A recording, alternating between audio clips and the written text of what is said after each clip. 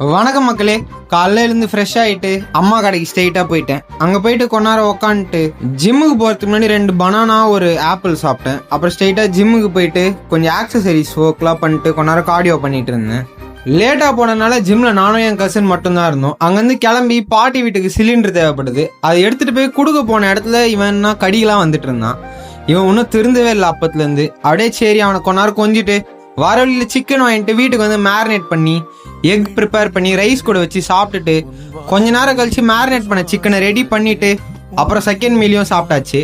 அப்புறம் அம்மா கூட கொஞ்சம் வெளியே போக வேண்டிய வேலை இருக்கு. போய் வாங்க வேண்டிய பொருள்லாம் வாங்கிட்டு எங்க பாட்டி வீட்டில் கொஞ்ச நேரம் உட்காந்துட்டு இருந்தேன். எங்க மாமா பசங்க ஃபுல்லா அங்கதான் இருந்தாங்க.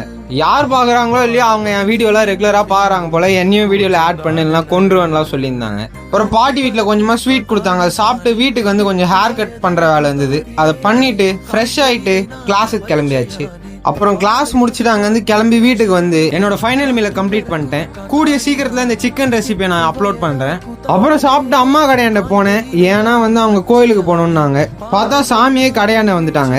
சரின்ட்டு வீட்டுக்கு கிளம்பலான்னு பார்த்தா வண்டி பெட்ரோல் இல்லாமல் நின்றுச்சு. தள்ளிட்டு போயிட்டே இருந்தா என் தம்பியும் எனக்கு கம்பெனி கொடுக்க வந்துட்டான். அப்புறம் வீட்டுக்கு போயிட்டு அவனுக்கு பால் கொடுத்துட்டு புதுசாக வந்த 2 பசங்களுக்கு பிஸ்கெட் போட்டு நாளை முடிச்சிட்டேன். பாய்.